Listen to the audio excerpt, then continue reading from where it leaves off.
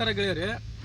ನಾವು ಇಲ್ಲಿ ಕಲ್ಲಡಿ ತಾಲೂಕು ನಾಗನೂರು ಗ್ರಾಮದಾಗ ನಮ್ಮದು ಸ್ಕೂಲ್ ಶಿಕ್ಷಕರು ಇವರು ನಮ್ಗೆ ಅಗ್ದಿ ಆತ್ಮೀಯ ಪರಿಚಯ ಇರೋದ್ರಿಂದ ಇವ್ರಿಗೆ ನಾವು MI ಭೂವಸ್ತ್ರ ಗೊಬ್ಬರ ಕೊಟ್ಟಿದ್ವಿ. ಅದ್ರದ್ದು ರಿಸಲ್ಟ್ ನೋಡಿರತ್ತಂತಂದು ನಾವು ಕೊಟ್ಟು ನಾವು ಒಂದು ಸ್ವಲ್ಪ ಅಲ್ಲಿ ಫಾಲೋಪ್ನ್ಯಾಗ ಸ್ವಲ್ಪ ನಾವು ಫಾಲೋಪ್ ಮಾಡಿಲ್ಲ, ಆದರೂ ಕೂಡ ರಿಸಲ್ಟ್ ಹೆಂಗೈತೆ ಅಂತ ನೋಡಕ್ಕೆ ಬಂದಿದ್ದೀವಿ ಇವತ್ತು. ಅದಕ್ಕೆ ಸರ್ ಕೂಡ ಅದ್ರ ಬಗ್ಗೆ ಮಾಹಿತಿ ಕೊಡ್ತಾರೆ ನಮ್ಗೆ, ಹೆಂಗೆ ಮಾಡಿದ್ರು, ಏನೇನು ಮಾಡಿದ್ರು, ಹೆಂಗೆ ತೆನೆ ಬಂದಿದೆ ಅಂತ ಹೇಳ್ತಾ ಇದ್ದಾರೆ ಸರ್. ಸರ್ ನಿಮ್ಮ ಹೆಸರು? ಓಕೆ, ನನ್ನ ಹೆಸರು ಹೌಗಿ ಎಸ್ ಅಂತೇಳಿ. ನಾನೊಬ್ಬ ಗೌರ್ಮೆಂಟ್ ಟೀಚರಾಗಿ ಸುಮಾರು ಒಂದು 2 ಎಕರೆಕಷ್ಟು ನಾನು ಭೂವಸ್ತ್ರ ಯೂಸ್ ಮಾಡಿದ್ದೀನಿ. ಯೂಸ್ ಮಾಡೋದ್ರಿಂದ ಈಗ ತೆನಿಗಳನ್ನು 1, 2, 3 ಆಗಿದ್ದಾವೆ. 3ರಲ್ಲಂತೂ 2 ಖಾಯಂ ಇದ್ದಾವೆ. ಇಲ್ಲಿ 1, 2, 3, ಇಲ್ಲಿ 1, 2, 3 ಇದ್ದಾವೆ. ಆನಂತರ ಭೂವಸ್ತ್ರಗಳಿಂದ ತೆನಿನೂ ದಪ್ಪಾಗಿದೆ, ಕಾಳು ಸ್ವಲ್ಪ ಚೆನ್ನಾಗಿದೆ. ಕಾಳು ಸ್ವಲ್ಪ ತೋರಿಸೋಣ ಸರ್, ಕಾಳು ತೋರಿಸೋಣ. ಯಾಕಂದರೆ ಇದರಿಂದ ಏನಿದೆ ಅಂದರೆ ಇಲ್ಲಿ ನೋಡಿ ಸರ್, ಕಾಳು ಪೂರ ಫುಲ್ ಪವರ್ಫುಲ್ ಆಗಿದೆ. ಈ ಕಾಳಿನಿಂದ ಸುಮಾರು ನನಗೇನಂದರೆ ಭೂವಸ್ತ್ರವನ್ನು ಚೆನ್ನಾಗಿದೆ. ಅಲ್ಲಿ ಆರ್ಗ್ಯಾನಿಕ್ನಲ್ಲಿ ಯೂಸ್ ಮಾಡೋದು ಉತ್ತಮ.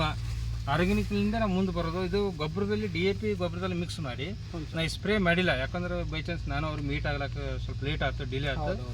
ಆ ಡಿಲೇಲಿಂದ ಇವತ್ತು ನಾನು ಏನಂತಂದ್ರೆ ಸುಮಾರು ಒಂದು 2 ಎಕರೆಗೆ ಗೊಂಜಾಳಕ್ಕೆ ನೀರಾವರಿ ಗೊಂಜಾಳಕ್ಕೆ ನಾನು ಮಾಡಿದ್ದೀನಿ. ಈ ರೀತಿ ತೆನಿ ಇದೆ, ಒಳ್ಳೆ ತೆನಿ ಇದೆ. 3 ತೆನಿ, 2 ತೆನಿ ಇದಾವೆ.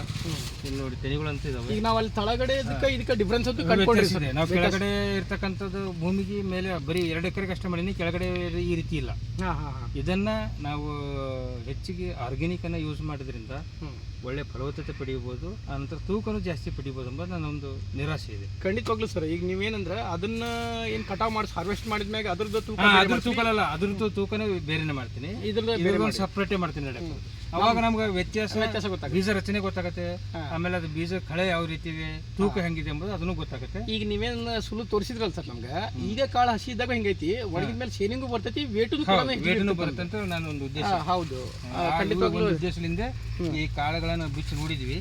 ಈ ಬಿಚ್ಚಿ ನೋಡಿದ್ರಿಂದ ತುಂಬಾ ಕೊನೆಯವರೆಗೂ ಕಾಳಿದೆ, ಪೂರ್ತಿ ಬೆಂಡಿಲ್ಲ, ಪೂರ್ತಿ ಕೊನೆಯವರೆಗೂ ಕಾಳಿದೆ. ಇದು ಈ ಕಾಳಿನಿಂದ ನಾವು ಒಳ್ಳೆ ಮತ್ತೆ ಒಂದೇ ಸೈಜ್ ಇದೆ. ಇದು ಸೈಜಿನಲ್ಲಿ ವ್ಯತ್ಯಾಸ ಇಲ್ಲ, ಒಂದೇ ಯೂನಿಫಾರ್ಮ್, ಒಂದೇ ಬುಡದಿಂದ ಹಿಡ್ಕೊಂಡು ಕೊನೆ ತನಕನು ಒಂದೇ ಸೈಜ್ ಬೆಳೆಗನ್ನ ಬೆಳೆದಿದ್ದಾರೆ.